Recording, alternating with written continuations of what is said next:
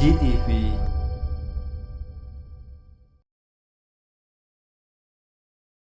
Dan pertanyaan yang sudah masuk ini dari nomor akhir 3742. Nah, dan kita bacakan Ustadz untuk pertanyaannya. Baik.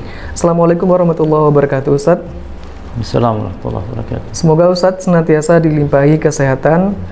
Yang mau saya tanyakan Ustadz, akhir-akhir ini ada grup WA tentang solusi lepas dari riba Ustadz.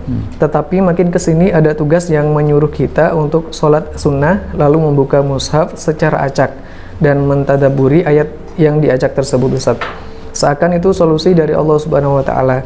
Nah Ustadz, bagaimana hukum istikharah dengan membaca Al-Qur'an seperti ini Ustadz? Jazakumullah khairan Ustadz. Taib.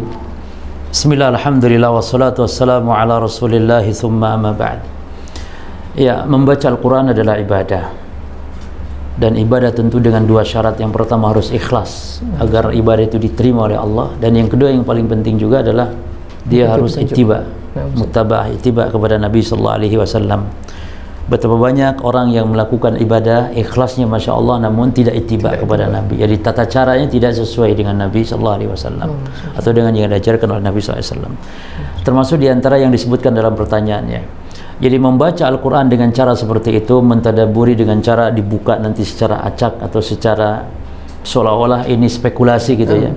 Dan nanti biasanya katanya saya juga pernah mendengar bahwa nanti dibuka Al-Quran ketika di situ ada pembahasan mungkin tentang sholat, katanya nanti untuk memperbanyak sholat solusinya dari bebas dari riba tadi.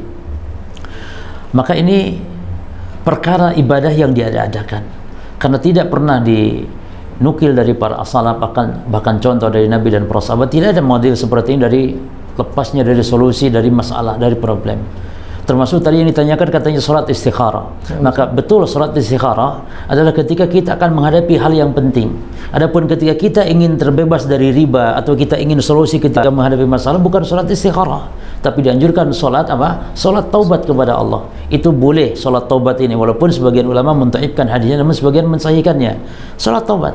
Adapun istikharah tidak disyaratkan ketika kita meninggalkan hal atau supaya kita mendapatkan sebuah solusi, bukan itu. Tidak ada syariat sholat istikharah. Jadi istikharah ketika kita akan menghadapi perkara yang penting, akan melakukan perkara penting seperti mau menikah, mau bangun rumah, mau berangkat safar dan semisalnya, itu sholat istikharah.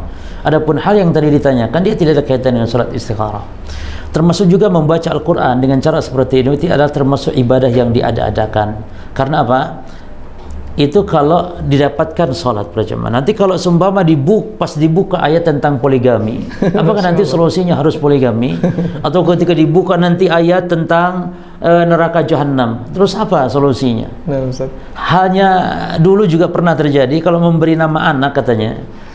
Cara memberi nama anak dari Al-Quran. Bagaimana caranya? Pokoknya merem, kemudian Al-Quran ditutup, pas dibuka, lafad apa itulah yang menjadi nama anak. Lah yang dikhawatirkan pas di situ ada musyrikat gitu ya. Apa kamu dinamai anak kita musyrikat, yani orang musyrik yani. Nah, ini bahaya. Atau Abu Lahab, tabat yada Abi Lahabi, berarti nama anaknya nanti Abu Lahab. Ini musibah.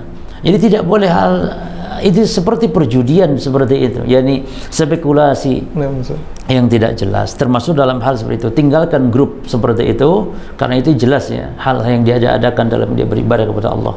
Jatuh dan tidak kepada kebid'ahan, bahkan naudzubillah nanti ke depan semakin lama bisa jadi jatuh kepada khurafat, takhayul atau kepada metode cocok logi sekarang yang lagi ngetren sekarang ini, dicocok-cocokkan. Demikian mungkin. Nah, Ustaz, demikian jawaban untuk pemilik nomor 3742. Semoga bermanfaat untuk kita semua dan kita akhiri. Wassalamualaikum warahmatullahi wabarakatuh.